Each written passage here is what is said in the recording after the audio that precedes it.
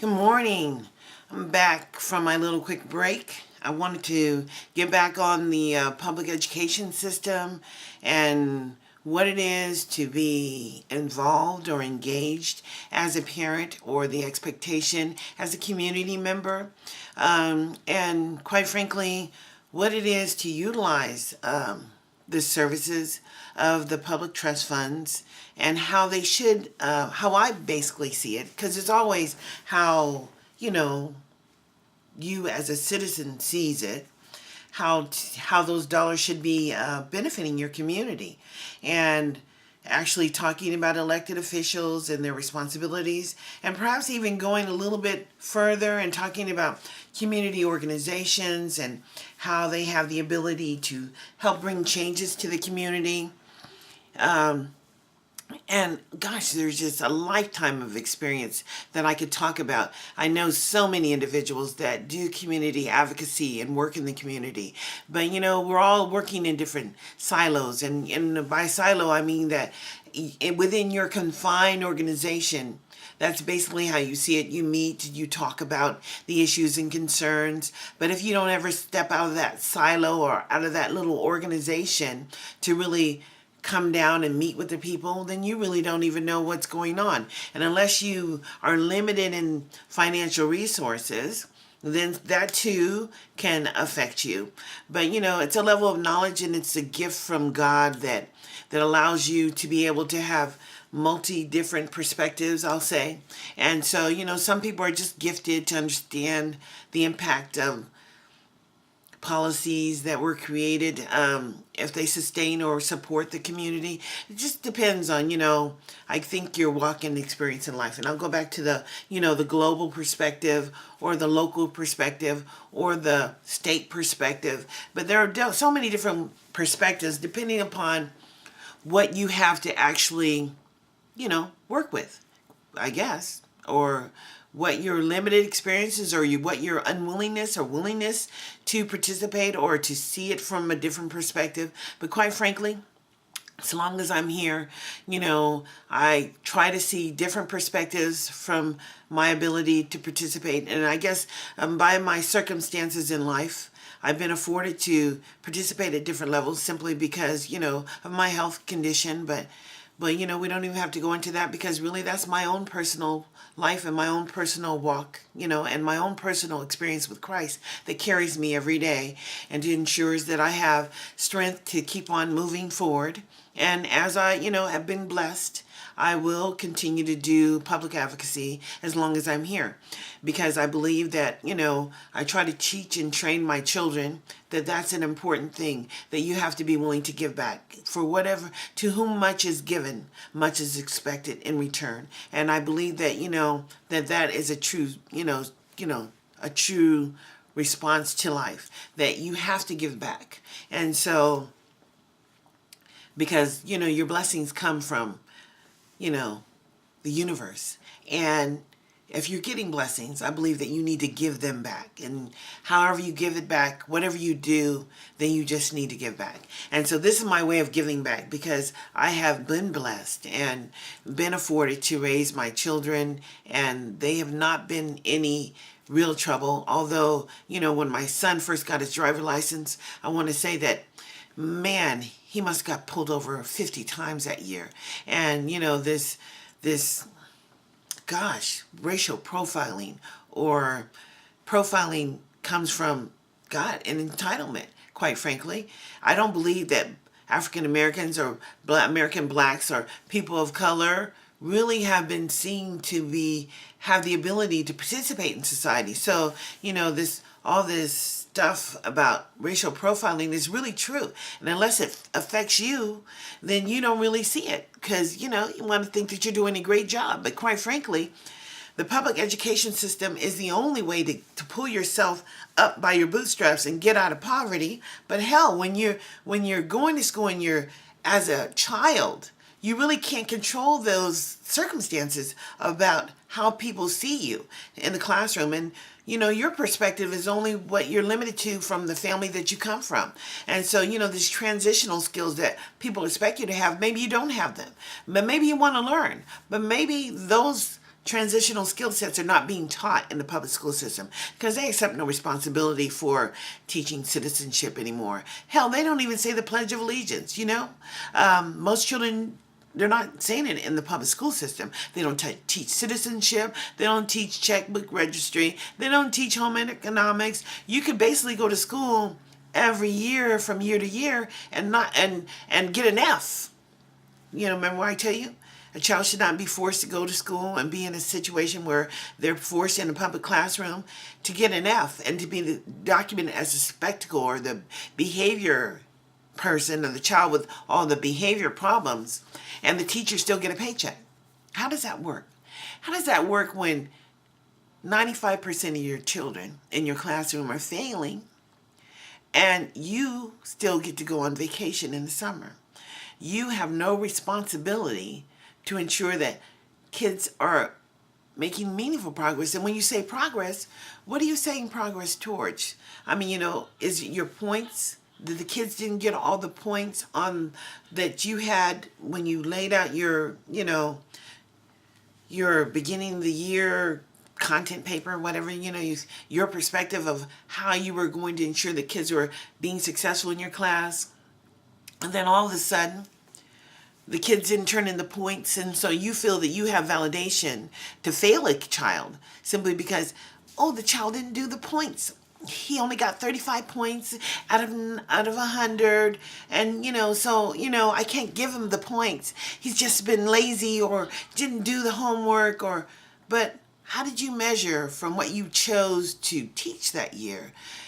You're supposed to have multiple things that you would measure that the child was learning the content standards of the state of California. And quite frankly, you've just been let off the hook because nobody knows how to hold you accountable.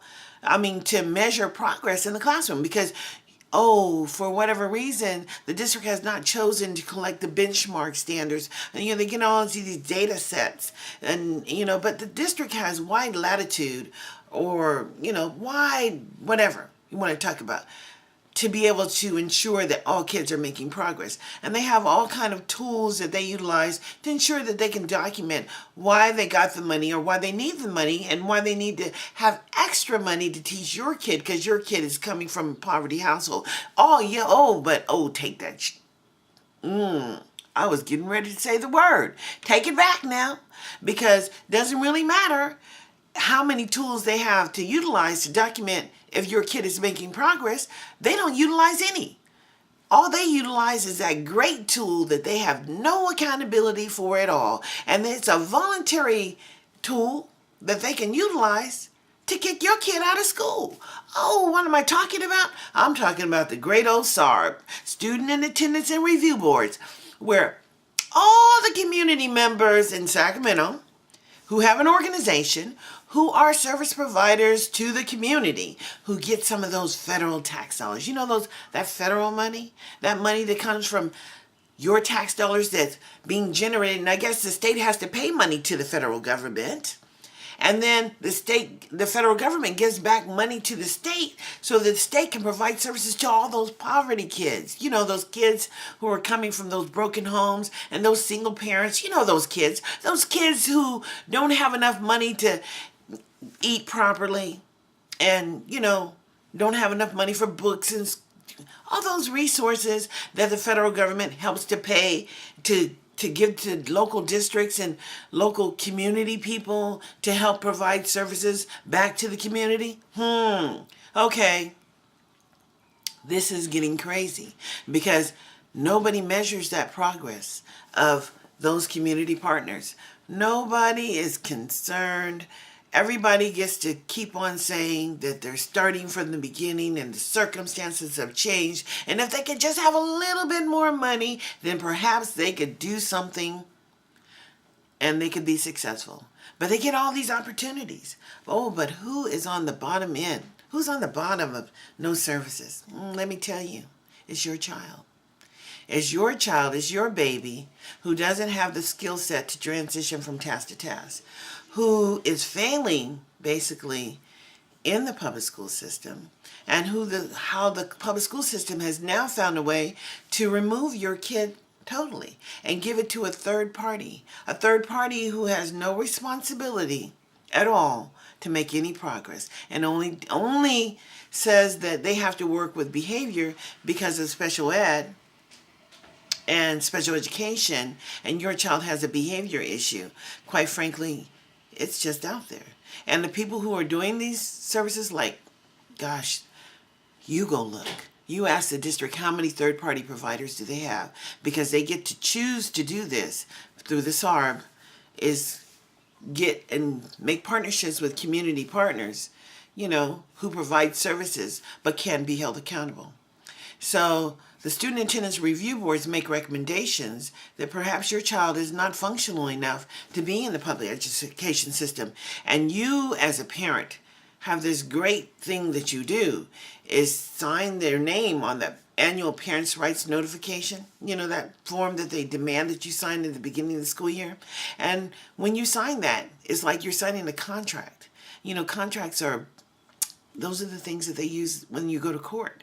And you sign the contract and you agreed basically to whoever the district said that they would provide to you as a third party when your child was not making transition in the classroom.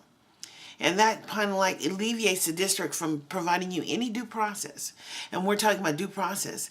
Well, when you're talking about citizenship, you're talking about your right to a free and appropriate public education, but then you sign the due process, you relieve them of basically providing your child with a free and appropriate public education, a FAPE, then you're out there, quite frankly, because, now anybody is signed up and they're getting a paycheck, and your child is getting nothing.